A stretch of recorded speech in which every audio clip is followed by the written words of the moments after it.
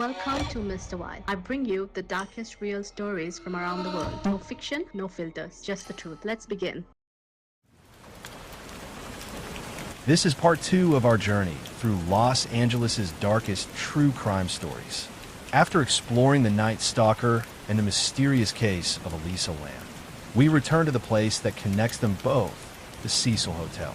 Make sure to hit like, subscribe, and turn on notifications so you don't miss the next chilling story. The Cecil Hotel is more than just a budget stay in downtown Los Angeles. It has long been linked to some of the city's most unsettling chapters. Over the years, it became known as a place where strange and troubling stories seem to gather. But those two names are only the tip of the iceberg. When you peel back the layers of the hotel's history, you realize the mystery did not begin in the 1980s, and it did not end on the rooftop. For decades, the Cecil was not just a place to stay. For many, it became a place to quietly disappear.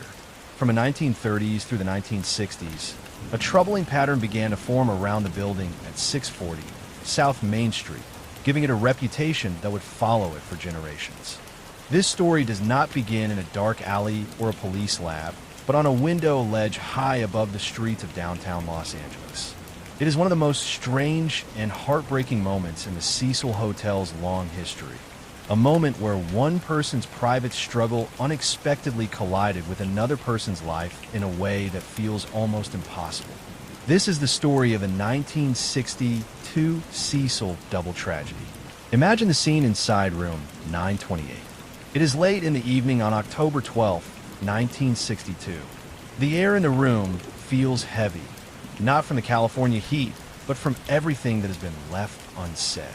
Sitting across from each other are Pauline Otten, a 27-year-old woman who looks completely worn down, and her estranged husband, Dewey. They are not there on a trip. This meeting at the Cecil Hotel is meant to be a last attempt to repair their marriage. They have been living apart, and this was supposed to be a chance to start over. But as the minutes pass, it becomes clear that things are not improving. Their quiet conversation slowly turns into a familiar argument, with old frustrations rising back to the surface. Eventually, Dewey realizes that nothing is going to be settled that night. Feeling overwhelmed, he decides to step out for a while to get some air and grab a meal. He puts on his jacket, tells Pauline he is heading out for dinner, and leaves the room. The door closes behind him, and the hotel room falls silent. Pauline is now alone. In the stillness of that small room, the weight of everything she is feeling seems to grow even heavier. She does not move around or make a sound.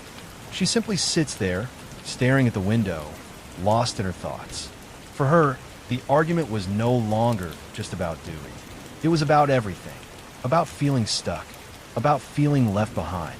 After a while, she slowly walks over and opens the window. Far below, South Main Street is alive with movement.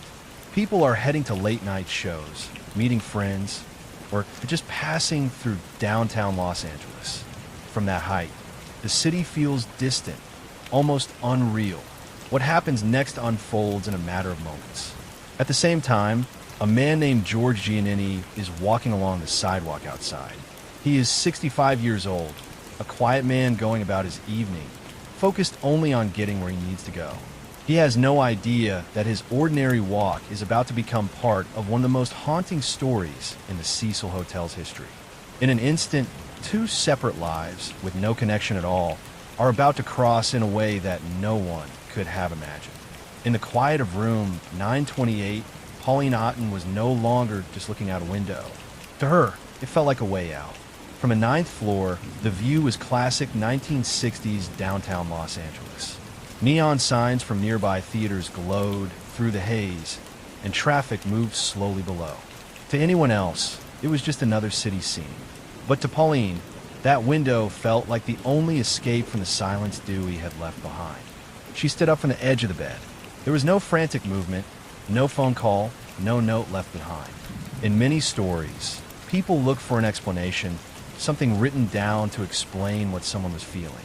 Pauline left nothing like that. In that moment, she felt alone in a world that seemed to be moving on without her. She opened the window.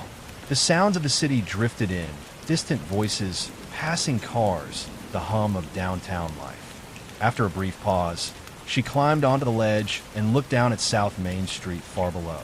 What happened next unfolded in just a few moments. At the same time, a 65-year-old man named George Giannini was walking along the sidewalk outside. He was a quiet local, the kind of person who blended into the crowd, thinking only about his own evening as he made his way down the street. George had no connection to Pauline and no idea what was happening above him. Two separate lives, completely unrelated, were about to cross in the most unexpected way. What followed shocked everyone who witnessed it and quickly became one of the most haunting moments in the Cecil Hotel's history. When people rushed toward the scene, they realized that two people had been involved in what looked like a single tragic event. By the time police sirens echoed through downtown Los Angeles, it was clear that this was not just one loss of life, but two. A private moment inside a hotel room had somehow turned into something that would be talked about for decades. Police sirens soon cut through the night, their red and blue lights reflecting off the old storefronts around the Cecil Hotel. When the first officers arrived, they were met by a crowd standing in stunned silence, all focused on the same spot on the sidewalk. At first glance, it looked like a single tragic incident involving two people. The way they were found, so close together, led investigators to briefly wonder if it might have been some kind of shared decision.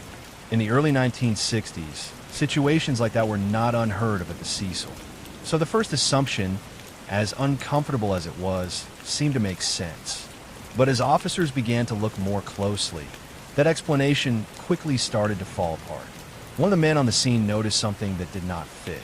George Giannini, the older man, was still dressed as if he had simply been walking down the street. His shoes were on, his hands were in his coat pockets, and nothing about his position suggested he had been preparing for anything at all. When his identification was found, it became clear he did not live at the hotel. He had no room key, no connection to Pauline, and no reason to be there other than passing by. The two people had no link to each other. That was the moment investigators realized what had really happened. One person had been inside the hotel. The other had simply been outside at the wrong moment. Two separate lives had crossed in a way no one could have predicted. While this realization was setting in, another team went up to the 9th floor and entered room 928. The room was empty. The bed was still unmade, the window was open, and the curtains moved in the night air. Not long after, Dewey Otten was found nearby, walking back toward the hotel. When officers told him what had happened, he was completely overwhelmed. He explained that he and Pauline had argued and that he had stepped out for a short time, never imagining something like this could occur. In the end, 3 lives were changed in an instant. A woman facing a personal struggle, a husband hoping for another chance, and a stranger who was simply walking down the street. This is why the Cecil Hotel's past still unsettles people today. It is not just the events themselves, but how they seem to reach beyond the walls of the building, pulling in lives that had nothing to do with the hotel at all. The 1962 tragedy did not fade quietly into the past. It became part of the Cecil Hotel's identity, a moment that many detectives would later describe as one of the most unsettling cases they had ever encountered. What happened to Pauline Otten and George Giannini was no longer seen as just a sad coincidence. It was remembered as a warning that this building had a strange way of pulling unrelated lives into the same moment. From that point on, the Cecil was never again viewed as a normal downtown hotel. Something had shifted. The atmosphere inside felt heavier, as if the walls themselves carried the memory of what had happened. Even as the lobby was cleaned and guests came and went, the story lingered in the background. As the 1960s turned into the 1970s, the hotel's reputation began to change the kinds of people who stayed there. Families and business travelers slowly disappeared, replaced by those who were already struggling in one way or another. Locals in downtown Los Angeles began to treat the building with quiet caution. Some avoided walking directly past it. Others refused to look up at the windows, as if doing so invited something they did not want to think about. City officials even began questioning whether parts of the building were safe, simply because of how it was designed. This shift opened the door to an even darker chapter in the Cecil story. Within just a few years, the hotel was no longer associated only with personal tragedies. It became linked to serious crimes as well. One of the most well-known cases was the death of a woman known as Pigeon Goldie Osgood, a gentle figure who spent her days feeding birds in Pershing Square. She was found in her room at the Cecil, and her case was never solved. To many people, it felt like the hotel had crossed a line, moving from a place of misfortune into something far more troubling. Looking back, the story of Pauline Otten became a turning point. Her decision changed the course of several lives, including her husband's and a stranger's who had no connection to the hotel at all. From that moment forward, the Cecil stopped being just another building in downtown Los Angeles. It became a symbol of how quickly and unpredictably lives could be drawn into its history. When you follow the timeline from 1962 to later cases like the Night Stalker and eventually Elisa Lam, it becomes clear that this was the moment everything shifted. The Cecil did not suddenly become dark. It revealed what it was already becoming. The 1962 tragedy did not quietly disappear into history. It became one of those moments people in Los Angeles kept talking about, especially those who had seen the scene firsthand. For detectives who worked that night, the case of Pauline Otten and George Giannini became something they never forgot. It was no longer viewed as a simple personal tragedy. It felt like a strange warning that the Cecil Hotel was a place where unlikely events somehow found a way to happen. From that point forward, the Cecil was never quite the same. It lost its reputation as a glamorous downtown stay and took on a far heavier identity. There was a feeling that lingered in the building, as if the past was always close by. No matter how much the lobby was cleaned or the rooms were refreshed, the memory of what happened seemed to hang in the air. As the 1960s moved into the 1970s, the hotel's reputation began to change who stayed there. Families and business travelers slowly faded away, replaced by people who were dealing with serious struggles in their own lives. Locals in downtown Los Angeles started treating the building with quiet caution. Many avoided walking directly past it if they could, and some people even avoided looking up at the windows. City officials eventually took a closer look at the building itself, realizing that its design created risks that had never been fully considered before. This period marked the beginning of the most troubling chapter in the hotel's history. Over time, the Cecil became connected not just to personal despair, but to serious criminal cases as well. One of the most well-known was the death of a woman called Pigeon Goldie Osgood, a gentle figure who spent her days feeding birds in Pershing Square. She was found in her room at the Cecil, and the case was never solved. To many, it felt like the tragedy of 1962 had opened the door to something far darker. Looking back now, the legacy of Pauline Otten is about more than just one heartbreaking moment. Her story changed several lives, including her husband's and a stranger's who had no connection to the hotel at all.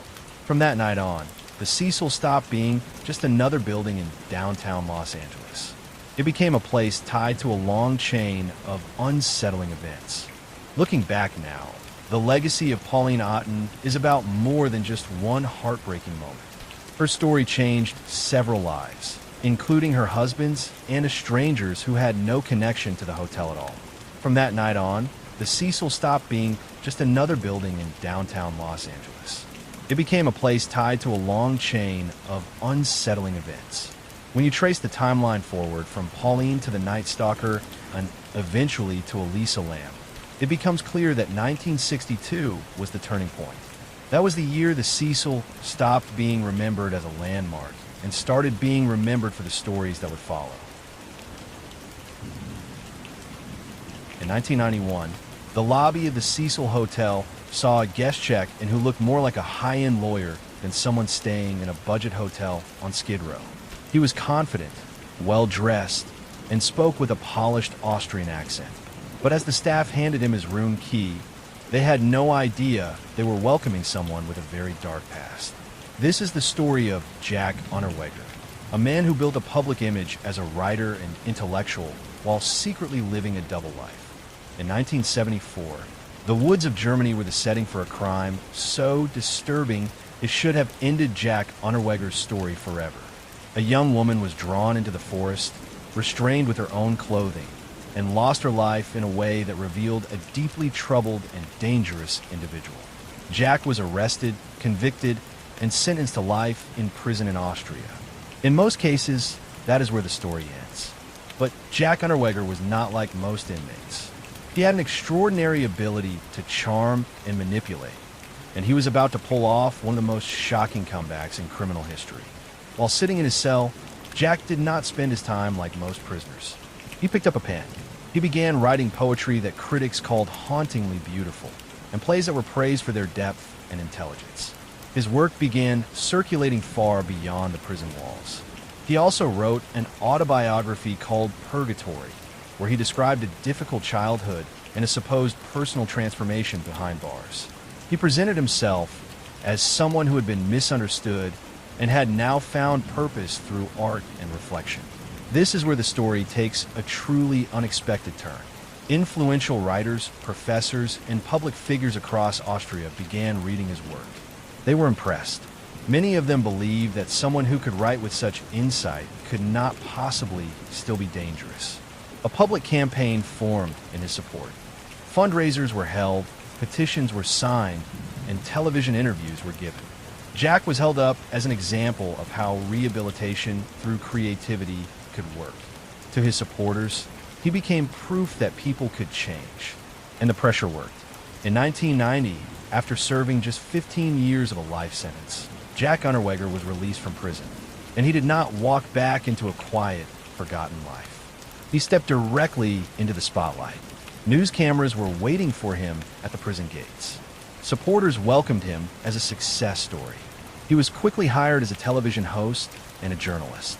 He drove a white Mustang, wore tailored designer suits, and was seen at high-profile social events across Vienna. To the public, he was a symbol of personal transformation, the man who had turned his life around through writing and self-expression. But behind that polished image, something was deeply wrong. Within months of his release, women in Austria began going missing. Some were later found in remote wooded areas, connected by unsettling similarities. Investigators were confused, but no one suspected Jack. He was respected. He was visible. He was celebrated. In the eyes of many, he was no longer the person he used to be. Jack understood that to maintain his new public life while hiding his true nature, he needed a much larger stage, a place where he could blend in, a place that already had a reputation for darkness. So he pitched a story idea to his editors. He wanted to travel to Los Angeles to write about crime and life in Skid Row. He said he wanted to examine the failures of the American justice system. In the summer of 1991, Jack Unterweger boarded a flight to California. He brought his notebooks, his expensive luggage, and a restless energy that had never truly gone away. When he landed at LAX, he took a taxi and gave the driver the address of a building he had studied for months, a place already tied to one of the most infamous names in true crime history, the Cecil Hotel. Jack checked into a room on the upper floors and began to unpack. As he looked out at the neon-lit streets of Main Street below, he was no longer just a visitor. He was someone who believed he had finally found the perfect place to disappear into the background. The so-called intellectual had arrived, and the Cecil was about to gain 3 more names in its long, dark history. When Jack Unterweger checked into the Cecil Hotel in 1991, he didn't do it because it was cheap. He did it because he was drawn to dark places. He knew that just a few years earlier, Richard Ramirez had stayed in these same halls, slipping in and out without anyone paying attention. Jack wanted that same kind of invisibility. He wanted to be in a place where someone could walk past chaos and never be noticed. But Jack was not just there to hide. He was there to play a dangerous game. He contacted the LAPD, presenting himself as a well-known European journalist. He had the credentials, the charm, and that refined Austrian accent that made detectives of the early 1990s treat him with respect. He told them he was working on a social study about life in the toughest parts of Los Angeles. He said he wanted to understand the streets, the neighborhoods, and the people most of the world ignored. The LAPD agreed to let him observe from inside their patrol cars.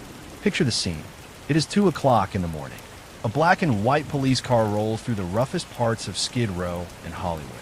2 experienced officers sit in the front, alert and watching the streets. In the back seat, calm and well-dressed in a designer jacket, sits Jack Unterweger.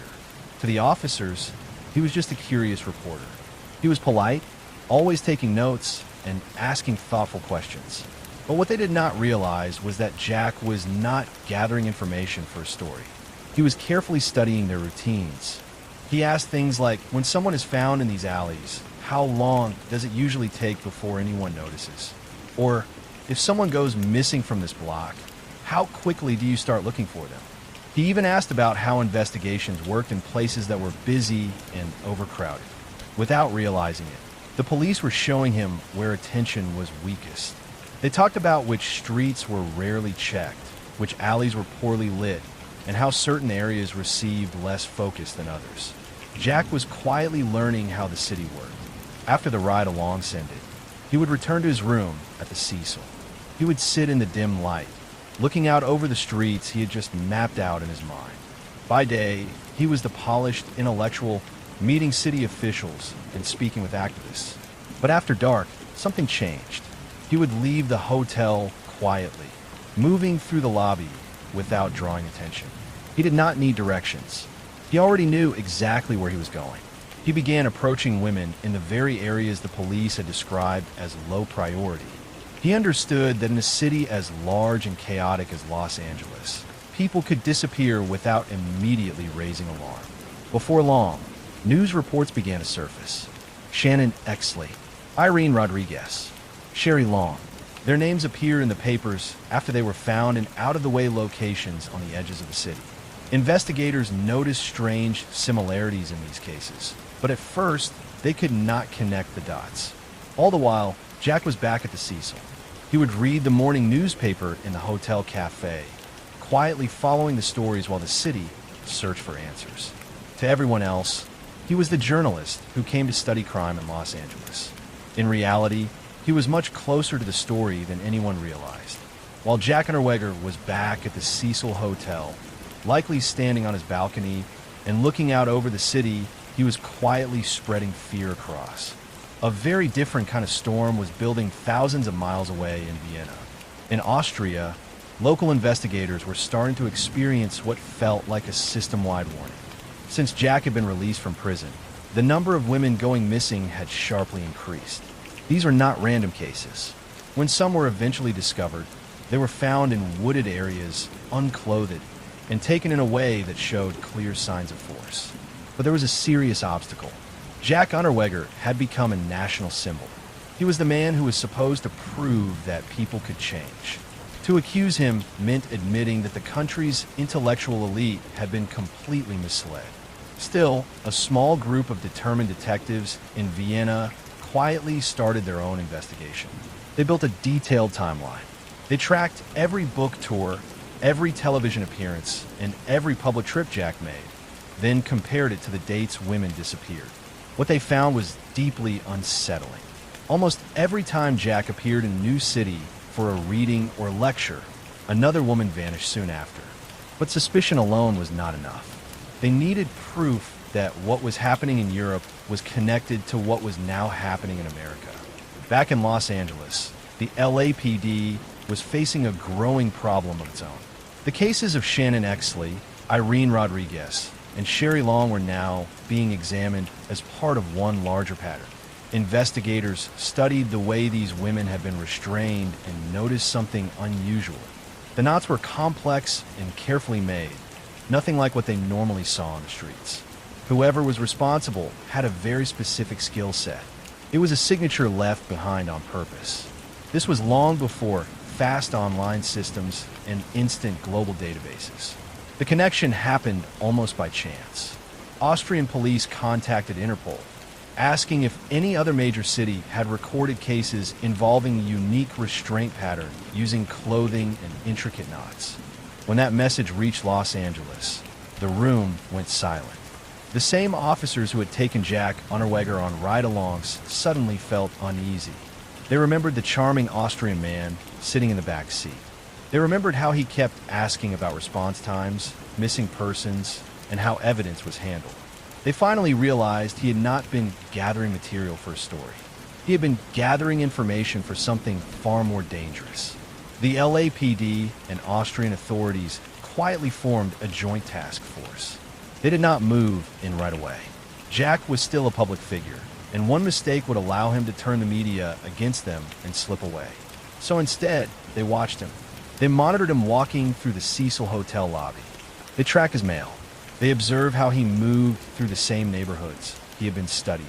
But Jack had spent years behind bars, and he knew what it felt like when attention shifted. He sensed that something had changed. He knew the protection the Cecil once gave him was starting to fade. Then one morning, without checking out and without saying a word to the staff, Jack Unterweger disappeared from the Cecil Hotel. The man who had fooled 2 continents was now a fugitive, and what followed was a high-stakes chase across the United States that would end not with applause, but with final accountability. When Jack Unterweger realized the LAPD and the Austrian authorities were finally talking to each other, he didn't panic, he performed. He was a man who had spent his entire life playing a role, and now he was moving into the final act of his own twisted screenplay. He slipped out of the Cecil Hotel like a ghost, leaving behind the dust of Skid Row. He didn't take his designer suits or his heavy notebooks. He took his ego and his girlfriend, a young Austrian woman who believed he was an innocent victim of a global conspiracy.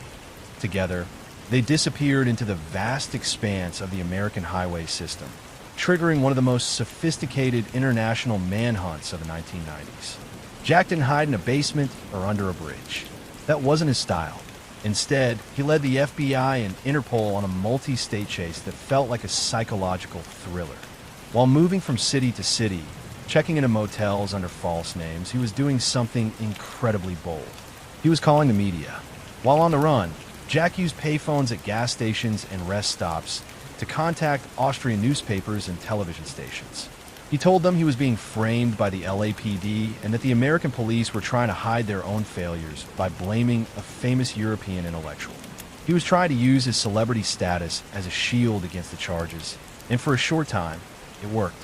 He convinced many people in Austria that he was being hunted by a system that did not understand his art.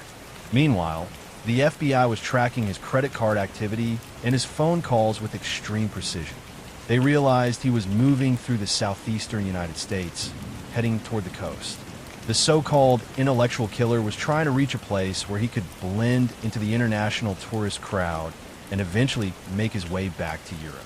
In February 1992, the chase came to an abrupt end in Miami, Florida. The FBI narrowed his location to a specific area in South Beach. This was not the gritty world of the Cecil Hotel. This was neon lights, palm trees, and ocean air. When federal agents finally closed in, they did not find a terrifying figure. They found a man who looked like he was on vacation, wearing shorts and a bright shirt, looking every bit like a relaxed traveler. But when the handcuffs went on, the charm faded and the cold, calculating figure underneath was all that remained. The trial in Austria became a massive media spectacle that lasted for months. The prosecution brought in the LAPD detectives he had deceived, forensic specialists who studied the knots, and the families of victims from both Europe and the United States. They showed that Jack was a transatlantic serial offender, a man who acted for power and wrote for attention. On June 29, 1994, the jury delivered its decision. Guilty on 9 counts. Jack was sentenced to life in prison without the possibility of release. The so-called rehabilitated icon was sent back behind bars, the place he had worked so hard to escape. But Jack had one last statement to make. He had always said he would never spend the rest of his life locked in a cell. That same night, only hours after the verdict, guards found Jack Unterweger in his cell. He had taken a drawstring from his prison clothing and tied it into a complex, decorative knot, the same type he had used in the crimes in Los Angeles and Vienna. He used that knot to end his own life. In doing so, he left behind his final admission. The knot was his signature, his proof, and his last attempt at control. He became part of the Cecil Hotel's dark history as one of its most calculated predators, a reminder that sometimes the most dangerous presence is not a legend or a rumor, but the charming guest in the white suit who spoke with police before committing his crimes. That brings the story of Jack Unterweger and his time at the Cecil Hotel to a close. Since you have now covered the hotel's most infamous figures, you can either connect these stories into one final master history of the Cecil, or move on to an entirely new mystery. The legacy of Jack Unterweger's time at the Cecil Hotel is not just about the 3 lives lost in Los Angeles. It is about how easily a place like that can hide someone who knows how to blend it. When news of his death broke in 1994, the staff at the Cecil were left with a familiar chill. Once again, a predator had walked their hallways unnoticed. Jack had not just stayed there. He had used the hotel as cover, proving that charm, confidence, and a clean suit could be as effective as any disguise. Where most people were chaotic or careless, Unterweger was smooth and calculated. He found safety behind the same brick walls that had witnessed decades of tragedy. His case changed how the Cecil was seen. It was no longer just a place of misfortune or desperation. It became known as a place where something darker could take root and grow. The fact that Jack had planned his LAPD ride-alongs from a room inside the hotel only deepened that stain. By the end of the 1990s, the Cecil was not just a cheap hotel. It was a true crime landmark, a building with a memory. Even now, Jack Unterweger's shadow lingers there. He represents the hotel's most disturbing truth. The darkness was not just in the broken or desperate. It could wear a smile, speak politely, and shake your hand. His story became the final bridge between the Cecil's violent past and its modern reputation. The hotel tried to change its name and repaint its image, but history does not come off that easily.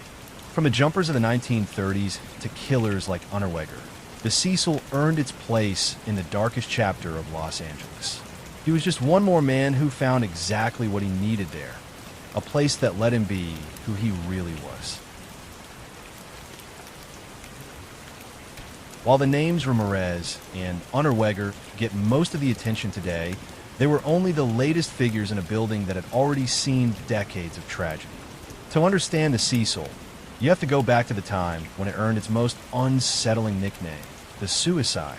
From the 1930s through the 1970s, the hotel did not just host guests.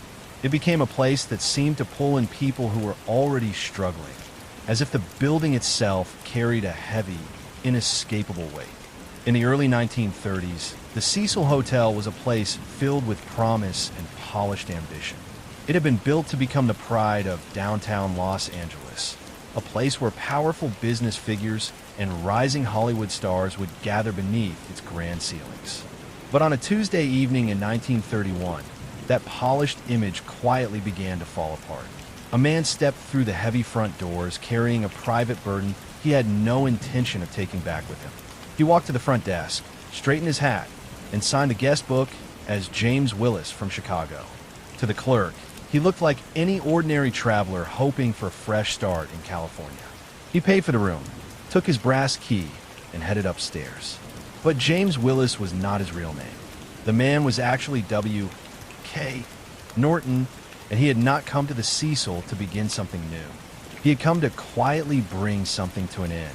Norton rode the elevator to his room, catching his reflection in the polished walls, likely knowing it would be the last time he would see himself that way. Once inside, he did not unpack. He did not call for anything. He simply sat alone in a room meant for rest, a space that quickly became the setting for his final moments. In his pocket were several poison capsules, a silent way out from a life he no longer wished to continue. Even in those early years, the Cecil made it easy to disappear. Norton took the capsules and lay down. There was no noise, no disturbance in the hallway, no sign of what was happening behind the closed door. Outside, the city carried on as usual. Guests laughed, glasses clinked, and life moved forward just a few steps away. It was not until a maid knocked the following morning that the truth came to light. When police searched the room, they found identification that revealed who he really was. W.K. Norton had checked in under a false name, almost as if he understood that this hotel was the perfect place to quietly vanish.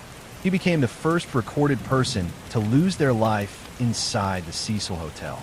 In a way, he opened a ledger that would continue to grow for decades. But what followed was just as unsettling. Once the authorities removed his body, the hotel staff moved in. They cleaned the room, changed the sheets, and aired out the space. Within hours, any trace of what had happened was gone. By that same evening, a new guest checked into the very room, unaware of what had taken place there only hours earlier, and went to sleep. That moment set a haunting pattern for the Cecil. It showed how someone could arrive as a person and quietly leave as a number, while the hotel simply reset for the next visitor. It marked the beginning of a long cycle of anonymity and sorrow that would one day include names like Richard Ramirez, Jack Unterweger, and Elisa Lamb. W.K. Norton did not just leave a room behind. He left a signal to anyone who was struggling that this was a place where the outside world would not look too closely at what happened behind closed doors.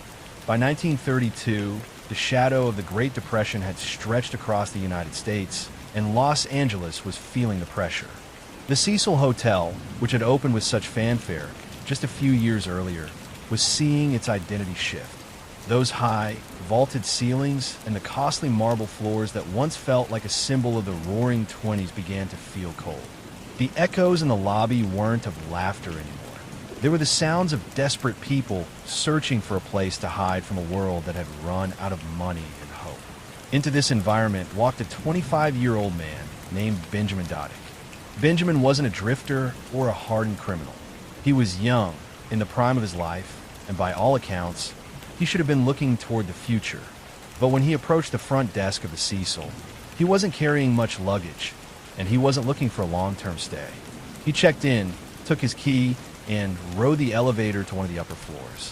What happened inside that room over the next few hours is completely unknown because, as police would later note, there was no disturbance. No one in neighboring rooms heard a shout. No one heard a struggle. It was as if Benjamin had stepped out of the world the moment he closed that heavy wooden door. When checkout time came and passed the following morning, the hotel staff didn't think much of it first. People overslept all the time. But by the afternoon, a maid made her rounds. She knocked, no answer. She called out, silence. Finally, she took her heavy iron skeleton key, slotted it into the lock, and pushed the door open. What she saw stayed with her for the rest of her life. Benjamin Doddick was slumped over, the victim of a self-inflicted gunshot wound to the head. But here's the detail that truly unsettles those who study the Cecil. When investigators arrived and began searching the room for a reason, what? They found nothing. There was no manifesto, no tear-stained letter to a lost love, no explanation for why a 25-year-old would end his life in a $2 a night hotel room. He hadn't left a message for the world. He had simply left the world. This case marked a turning point. If W.K. Norton's death the year before was shocking, Benjamin Doddick's death was the start of the pattern. Local newspapers began to notice a strange, localized phenomenon. People weren't just dying at the Cecil. They were coming to the Cecil to die. It was as if the building itself emitted a frequency that only the brokenhearted and desperate could sense. The energy of the hotel shifted.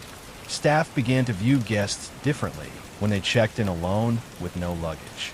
The marble lobby, once a place of prestige, began to feel like a waiting room for the end. Benjamin didn't leave a note, but he left a void the building seemed to absorb. He became part of the foundation of what we now call the Cecil Curse. The notion that once you enter those doors carrying a heavy burden, the hotel doesn't help you bear it. It drags you down. Benjamin Doddick was the first of many young people who came to the Cecil seeking the silence that the busy streets of Los Angeles couldn't provide. And as the 1930s continued, that silence would soon be shattered by an even more violent sequence of events. By 1934, the Cecil Hotel was no longer just a building. It was becoming a character in a dark play.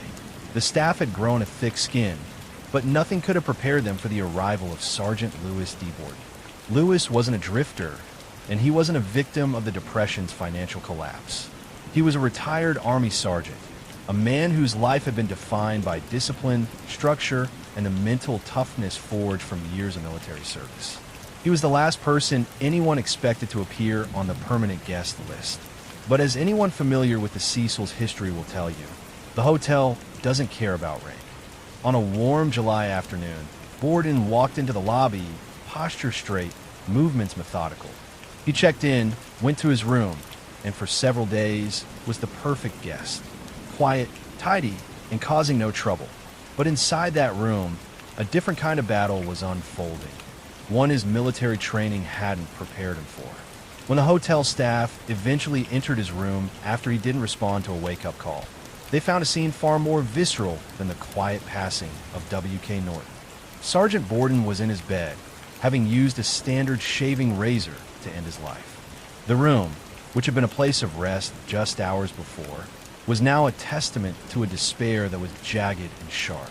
Unlike Benjamin Doddick, Borden left notes. Several, carefully written and placed where they could be discovered. Yet, as detectives read them, they didn't reveal a clear reason for his decision. The notes didn't mention gambling debts or a scandal.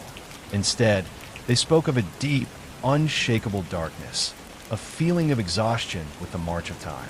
What makes the Borden case so haunting is the psychological profile. This was a man who had survived the horrors of war, who had faced death on the battlefield and survived. Yet, within the four walls of a $2 a night room at the Cecil, something inside him finally broke. It's as if the building provided a unique kind of isolation, a quiet room, where the thoughts you've been avoiding finally catch up to you. The local papers began to notice a trend. Headlines didn't just report the deaths. They framed the Cecil as a suicide trap. The building was gaining a reputation as a place where the veil was thin. People whispered that if you were already carrying the weight of the world, the Cecil wouldn't just host you. It would pull you toward the finish line. Police became familiar presences in the lobby. The James Willis case, the Doddick case, and now the Borden case, all within a few short years. The hotel was barely a decade old, yet its body count rivaled some of the city's oldest hospitals. Lewis Borden's death proved the curse or darkness of the Cecil wasn't just targeting the young or the weak. It could dismantle even the most disciplined minds. Staff began to dread the ninth floor, where many tragedies seemed to cluster. Little did they know, the 1930s were about to close with a tragedy that would move from the privacy of the rooms to the very public sidewalk below. By 1937, the Cecil Hotel had been open for just over a decade, but it had already aged a lifetime. The staff had become grim experts in the signs of a permanent guest. They knew the look of someone who wasn't planning on checking out, and they knew the protocol for when the police arrived. But up until this point, the tragedies had stayed behind closed doors. They were private, quiet affairs that happened in the dark. That all changed on a cold night in March with the arrival of Grace Magro. Grace was staying on the 9th floor. At this height, the Cecil feels like it's looming over the rest of the city. When you look out those windows, the street below is a distant world of moving lights and tiny people. For Grace, that distance wasn't a comfort, it was a destination. In the early hours of the morning, while the rest of the hotel was thick with sleep, Grace Magro climbed onto the ledge of her window. We don't know if she hesitated. We don't know if she looked back at the room one last time. All we know is that she stepped into the air. But the Cecil has a way of making even the quickest exit complicated. As Grace fell from a 9th floor, she didn't have a clear path to the pavement. Stretching across the alleyway and the side of the building was a chaotic web of heavy-duty telephone and power wires. It was the 1930s, and the city's infrastructure was draped across the streets like a messy net.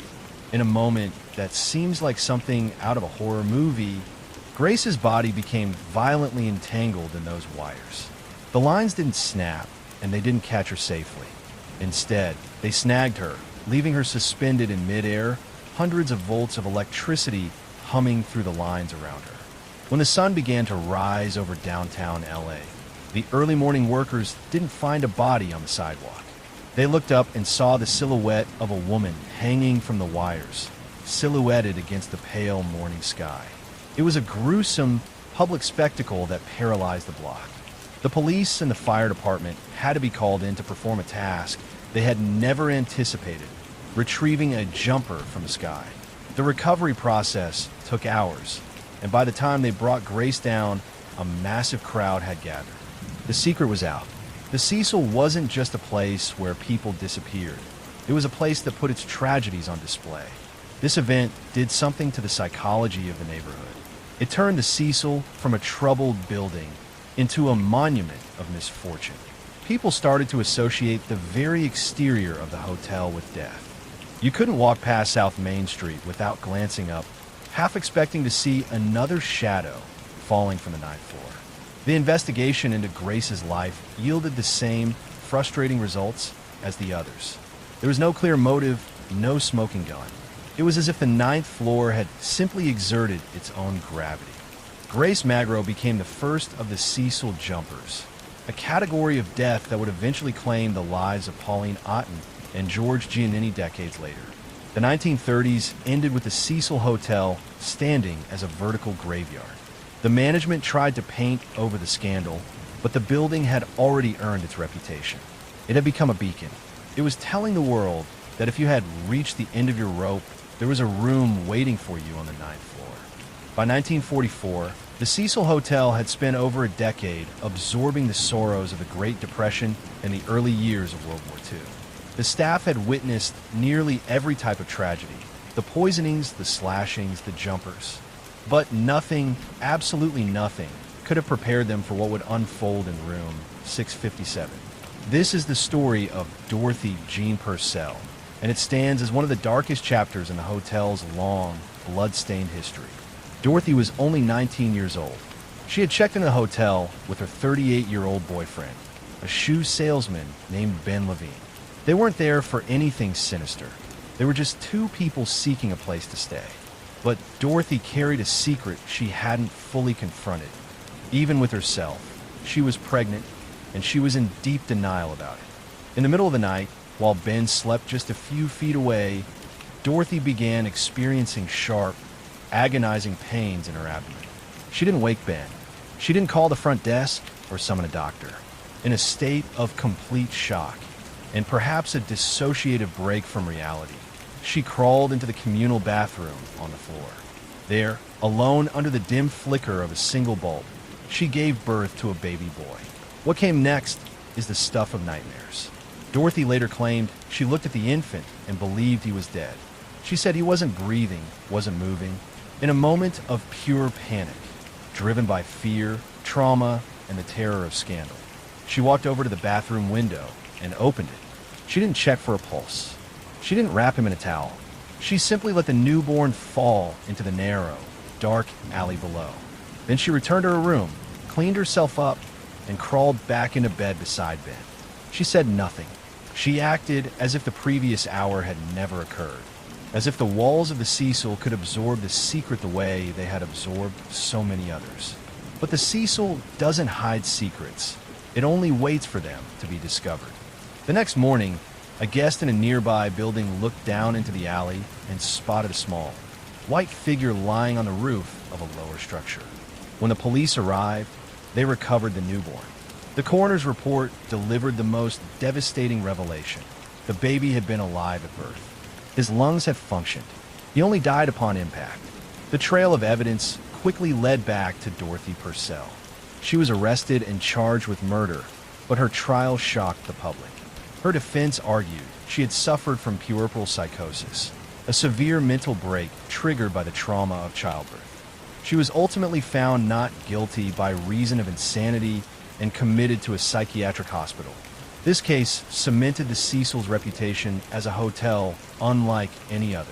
It proved that the building could warp even the most fundamental human instincts, like the drive to protect a child, into something horrifying. The Cecil was no longer simply a place where adults ended their own lives. It had become a place where life itself could be snatched away before it even began.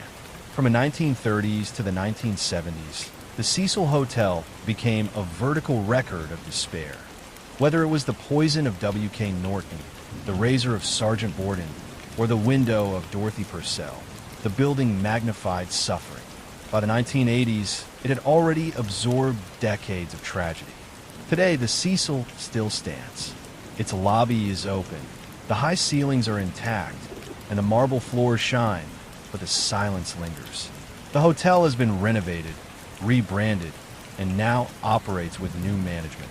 But the stories, the shadows, and the echoes of the past remain woven into its walls. Guests walk through a building that is both a functioning hotel and a living reminder of the lives that once passed through it. The Cecil is no longer just a structure. It's a testament to a history that refuses to be forgotten. Thank you for watching. I'll see you in the next story. Make sure to subscribe, like, and share if you want more.